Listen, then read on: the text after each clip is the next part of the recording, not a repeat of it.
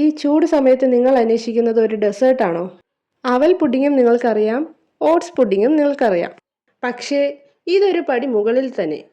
ഞാൻ മലയാളി ആയതുകൊണ്ടായിരിക്കും ഈ ടേസ്റ്റ് ഇത്രയ്ക്ക് ഇഷ്ടപ്പെടാൻ കാരണം. ഈ ചൂട് സമയത്ത് ഈ പുഡിംഗ് നിങ്ങളും കൊതിച്ചു പോകും. ആദ്യം നമ്മൾ ചെയ്യാൻ പോകുന്നത് കുറച്ച് സ്ട്രോബെറി നമുക്ക് നല്ലതുപോലെ അരച്ചെടുക്കാം. സ്ട്രോബെറിയുടെ ആ ചെറിയൊരു പുളിപ്പ് എല്ലാവർക്കും ഇഷ്ടപ്പെടണമെന്നില്ല. അതുകൊണ്ട് ഞാൻ കുറച്ച് മിൽക്ക് മെയ്ഡ് ചേർത്ത് കൊടുത്തിട്ടുണ്ടേ. വെള്ളം ചേർക്കാതെ അരച്ചെടുക്കണേ. നിങ്ങൾ ഈ ഡെസേർട്ട് നേരത്തെ കാണുകയോ ട്രൈ ചെയ്തിട്ടോ ഉണ്ടെങ്കിൽ എന്നെ തീർച്ചയായും അറിയിക്കണേ. ഇതുപോലെയുള്ള കുറേ റെസിപ്പികൾ നിങ്ങൾ അറിയാതെ പോയിട്ടുണ്ട്. നിങ്ങൾക്കത് അറിയാൻ ആഗ്രഹമുണ്ടെങ്കിൽ എൻ്റെ ചാനൽ ഒന്ന് ചെക്ക് ചെയ്ത് നോക്കിയാൽ മതി. പുഡിംഗ് പ്ലേറ്റ് ചെയ്യാൻ ഉദ്ദേശിക്കുന്ന ഈ ഗ്ലാസ്സിലേക്ക് ഫസ്റ്റ് നമ്മൾ ഒഴിച്ചു കൊടുക്കുന്നത് സ്ട്രോബെറി പേസ്റ്റാണ്. ഇനി ഇത് ഫ്രീസറിലേക്ക് മാറ്റാം. നെക്സ്റ്റ് നമ്മൾ ചെയ്യാൻ പോകുന്നത് ഇതിൻ്റെ സീക്രട്ട് ഇൻഗ്രീഡിയൻ്റ് ആയ സേമിയ നമുക്കൊന്ന് റോസ്റ്റ് ചെയ്തെടുക്കാം. ഞാനിവിടെ റോസ്റ്റഡ് സേമിയാണ് എടുത്തിരിക്കുന്നത്. എങ്കിലും കുറച്ച് നെയ്യിലൊന്ന് റോസ്റ്റ് ചെയ്ത് എടുത്താലേ ഞാൻ ഉദ്ദേശിച്ച ടേസ്റ്റ് ഈ പുഡിങ്ങിന് കിട്ടത്തുള്ളൂ. ഇപ്പോൾ നിങ്ങൾക്ക് മനസ്സിലായി കാണും, തനി നാടൻ രുചി ഇഷ്ടപ്പെടുന്ന ആർക്കും ഈ പുഡിംഗ് ഇഷ്ടമാവും. കാണുമ്പോൾ തന്നെ വായിൽ വെള്ളമൂറുന്നുണ്ടെങ്കിൽ നിങ്ങൾ ഒരു പ്രാവശ്യമെങ്കിലും ഈ ഡെസേർട്ട് ട്രൈ ചെയ്ത് നോക്കണം. ഇനി അടുത്ത സ്റ്റെപ്പ് എന്ന് പറയുന്നത് പാല് തിളപ്പിച്ച ശേഷം ഈ റോസ്റ്റ് ചെയ്ത് വെച്ചിരിക്കുന്ന സേമിയ അതിലേക്ക് തട്ടി നല്ലതുപോലെ ഒന്ന് വേവിച്ചെടുക്കണം. സേമിയ നല്ലതുപോലെ വേവിച്ചെടുക്കാൻ മറക്കല്ലേ.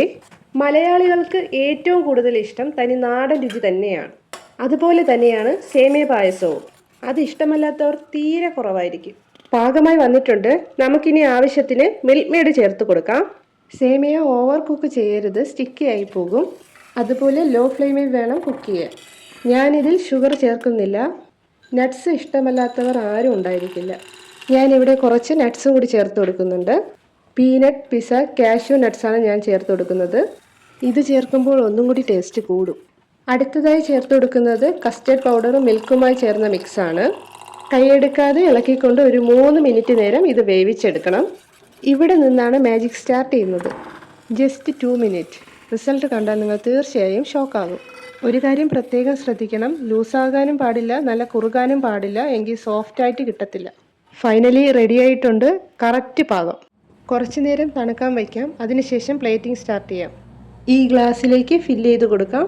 ഓവൻ ഇല്ലാതെ ഇങ്ങനെയും ക്രീമി സേമിയ പുഡിംഗ് ഉണ്ടാക്കാമെന്ന് നിങ്ങൾക്കറിയാമായിരുന്നോ?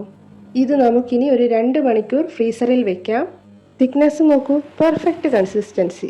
പുഡിംഗ് സെറ്റായിട്ടുണ്ട്. നമുക്കിനി ഇത് ഒരു പ്ലേറ്റിലേക്ക് മാറ്റാം. നെക്സ്റ്റ് കുറച്ച് സ്ട്രോബെറി ഞാൻ ഇതിൻ്റെ മുകളിൽ ഇട്ട് കൊടുക്കുന്നുണ്ട്.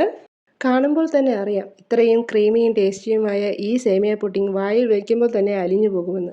കൂടെ തന്നെ തിന്നായിട്ട് അരിഞ്ഞ കുറച്ച് കാഷ്യൂം കൂടി ഞാൻ ചേർത്ത് കൊടുക്കുന്നുണ്ട്. അങ്ങനെ നമ്മുടെ സേമിയ പുഡിംഗ് റെഡി ആയിട്ടുണ്ട്.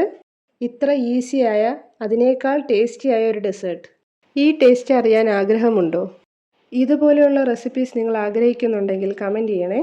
അടുത്തത് നിങ്ങൾ ഒരിക്കലും പ്രതീക്ഷിക്കാത്ത ഒരു ന്യൂ വെറൈറ്റി റെസിപ്പിയാണ്.